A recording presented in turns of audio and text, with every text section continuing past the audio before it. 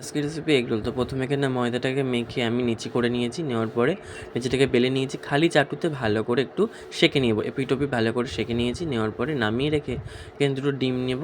দুটো ডিমকে আমরা ফাটিয়ে নিয়েছি। এখানে নেওয়ার পর হালকা কটা চাটুতে আবার তেল দিয়ে আবার মানে রুটিটাকে একটু হালকা ভেজে নিয়ে আবার চাটুতে তেল দিয়ে ডিমটাকে দিয়ে এবার ওপর থেকে রুটিটাকে দিয়ে এপিঠ-ওপিঠ ভালো করে একটু ভেজে তুলে রাখবো। ব্যাস আমার ওখানে রুটি করাগুলো কমপ্লিট। এবারে এর মধ্যে শসা, গাজর, পেঁয়াজ, লঙ্কা কুচিয়ে নিয়েছি। তার মধ্যে লেবুর রস দিয়ে লবণ দিয়ে ভালো করে মাখিয়ে নেব। মাখানোর পরে এর ওপরেই মানে গোলমরিচ দিয়ে দিলাম ওপর থেকে একটু ছড়িয়ে। ব্যাস এবার শসা, পেঁয়াজ কুচি, লঙ্কা কুচিটাকে দিয়ে ওপর থেকে একটু কাসুন্দি দিয়ে দিলাম। দিয়ে দেবো ভাজা বাদাম আর দিয়ে দেবো একটু টমেটোর সস।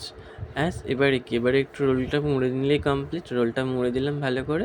চলো এবারে খাবার পালা। তো চলো খেয়ে বলি রোলটা কেমন হয়েছিল। রোলটা খেতে খুবই সফট ও নরম হয়েছিল, খুব সুন্দর। তোমরা বাড়িতে বানিয়ে কমেন্টে জানিও কেমন হয়।